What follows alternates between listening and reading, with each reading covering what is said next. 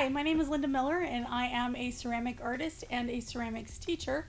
I've been teaching for I don't know, at least 15, 20 years. And so this is the medium in which that I work when I am working in my own personal studio.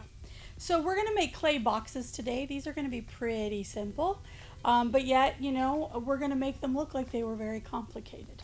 So this is what we're going to do. Here we have a block of clay. I just pulled the bag down. Remember, clay has memory. It remembers everything you do. So when we go to cut this off the bag, we're going to cut it this way. And when we cut this, when the clay is made, it comes through a pug mill, and the pug mill is in a circle. So the clay remembers this circle within the center of the clay. So then what we need to do is we need to erase that memory from the clay. We're going to take this, and there's a couple of ways we can work with this. We can pick it up, throw it down, do this a few times.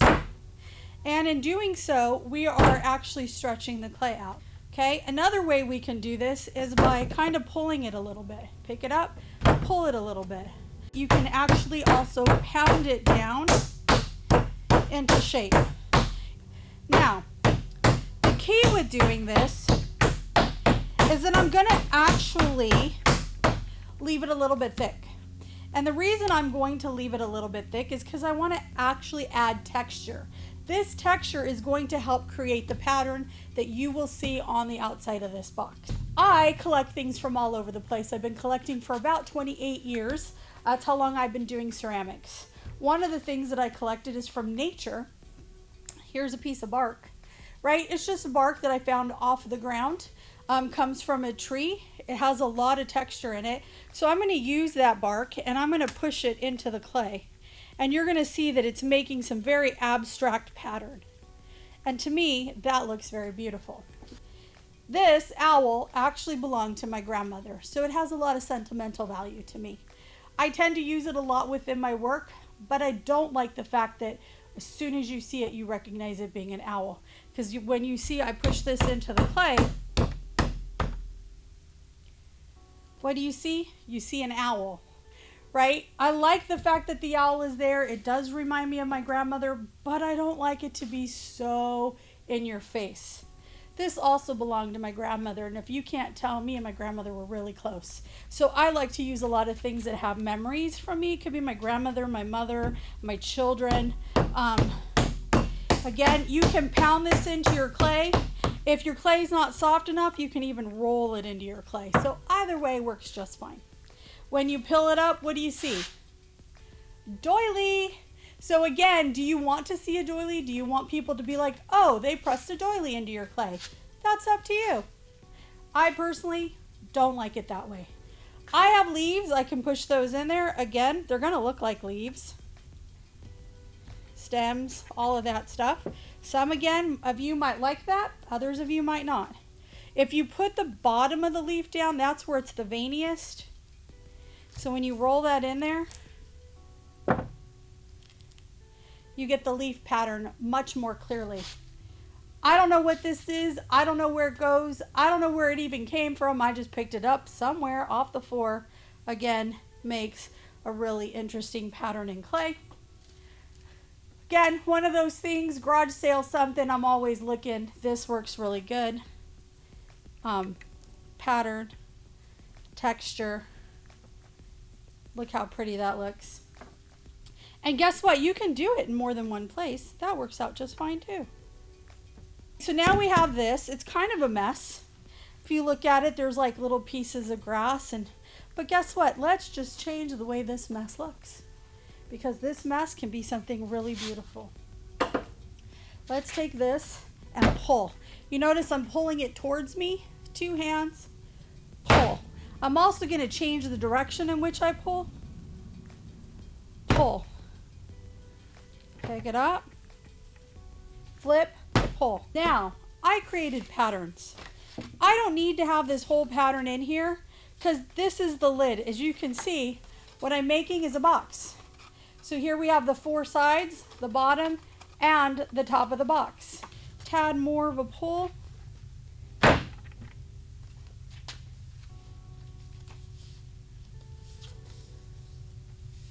There it is. Fits perfect. All right. I'm sure you all know what this is. It's a butter knife. You all probably have these in your home. So we're going to take this, and all we're going to do is cut where those edges are. Pretty simple. Does it have to be a perfect cut? No. But the closer the cut is, the little bit better that it is. Alrighty. Pretty easy, huh? You're with me so far? Not super difficult.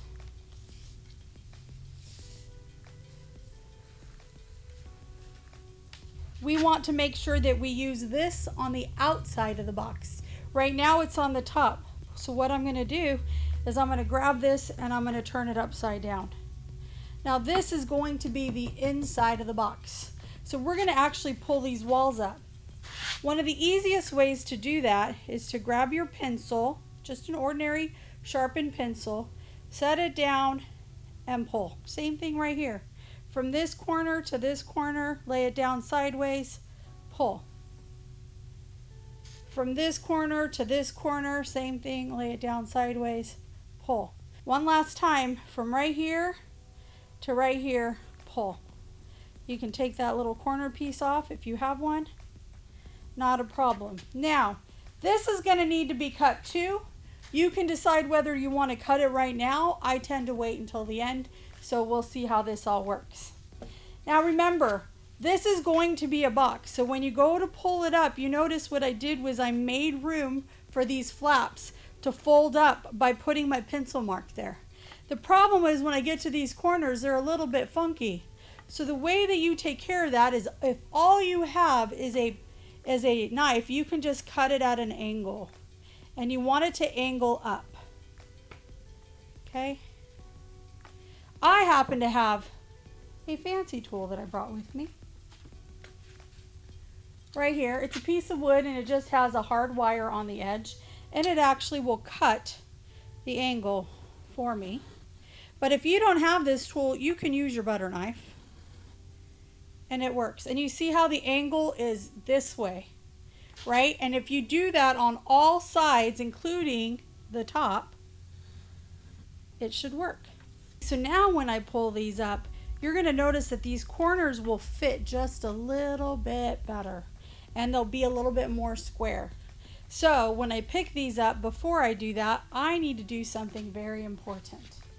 Now, I know it doesn't look like it's important. I know it doesn't look like you need to do this, but I promise you, this is important. It's this thing that people either call scratching, some people call it scoring. My teacher called it scratching and scoring, so I call it scratching and scoring. So, you're going to scratch and score these corners like so, all the way around. The reason we scratch and score isn't because we want to mess up the clay. But remember, clay has, number one, memory, and number two, it sticks to itself. So, but it only sticks to itself when it's given enough surface to.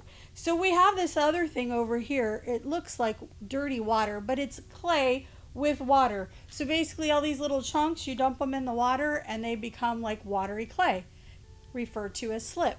Now, slip is really important because when we go to attach this scratched and scored area and this scratched and scored area, clay needs something to stick to. So by adding what we call tooth, you no longer have a piece of clay attached to another piece of clay, but instead you have a piece of clay attached to another piece of clay, and now they're bound together, and it's a lot harder for them to break apart. So scratch and score these areas. I'm going a little bit fast, doesn't always look really pretty, but it works, and that's what matters. Now, a lot of people will use a lot of slip. I don't feel that using a lot of slip is all that important. Often, I feel that even using a little bit of slip is enough. You notice I'm just covering the surface. I'm not drenching it, making it like drenched wet. So now I want to get this side and I want to push it down into itself. Compression is super important when it comes to clay. What does that mean? Well, clay has multiple platelets in it. And when you have all these little pieces and they're going all these different directions, by putting them together into the same direction and compressing, now they become really hard. And so it strengthens the clay. So that's what we want to do. We want to strengthen the clay. So that's why we give it a little push. We're also going to take one of these little pieces of clay off the leftovers here, and we're going to roll it into a coil or a snake, right? Snake-like shape. And we're going to put that in this little crease like so. Did I mention that the pencil was my favorite tool? You saw what a great tool it was for scratching and scoring. The back end, that eraser, works really good for this part.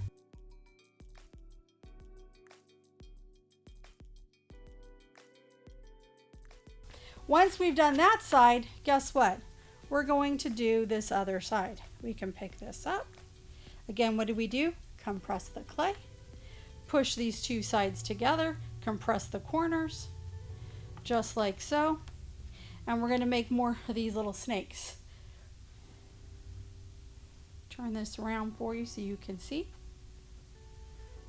So again, we're going to stick our finger in there, or a little coil in there. We're going to get our eraser, undo that corner, cut it off. We're going to do that all the way around on all sides. Compress it.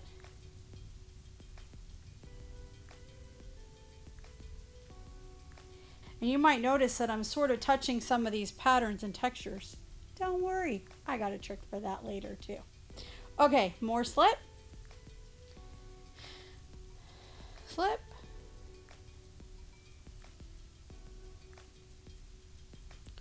Slip.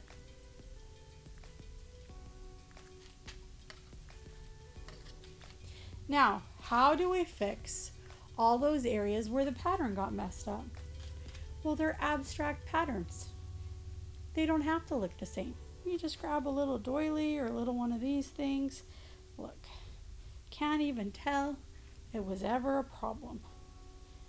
Just like that. Boom, boom, boom. Now we can think about what to do with our box. Do we want to just leave it like a square? We could put feet under it. Raise it up a little bit. Maybe take something about this size. We're going to need like 4 of those.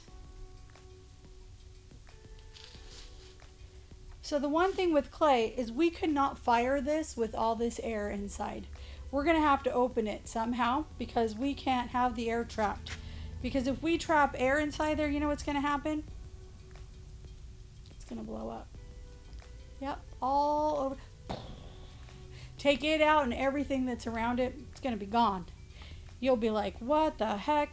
I worked so hard on that box. I'm going to look around the box and I'm going to decide which is up, which is down, which sides I like best.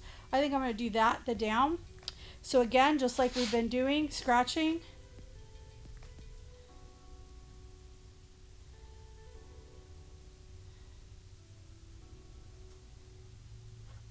Same thing with these, scratch. Okay, a little bit of slip. And you might want to let the box dry a little bit before you do this. I'm on TV time. So you want to make sure that you wait a little bit because otherwise the box won't support the weight. So I'm going to do it now, but you might want to wait at least a few hours before you put the feet on. And anything else that you're going to attach. Okay, 4 feet. 1, pat it down. 2, pat that down. 3, pat that down. 4, pat that down. Okay, take your box, set it upside down. There you go. Now it's got feet. What if I want to do something on top? Well, guess what? You can do something like that too. Look, this could be the new topper. I don't know. Cute? I think that's cute. So again, same thing we've been doing. Scratching, scoring, slipping.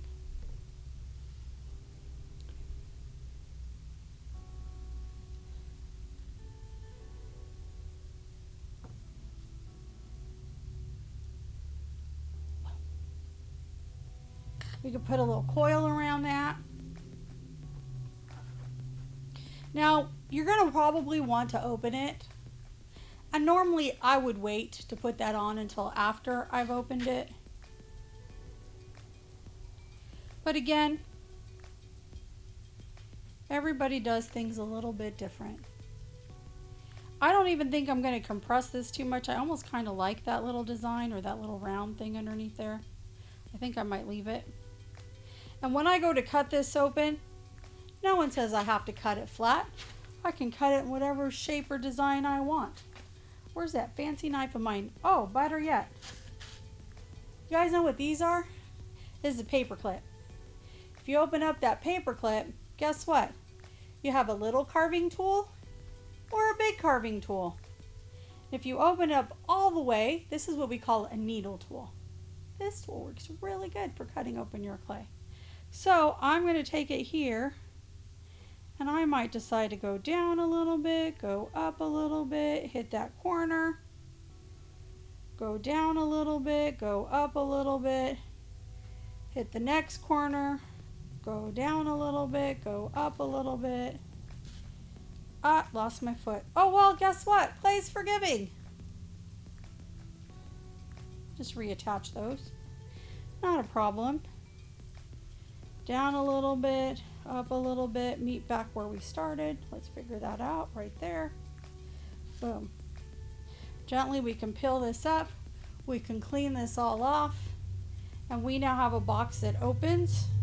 We can put stuff inside. We can fix these little things here like so. Put it back down, fits great. And that is our box.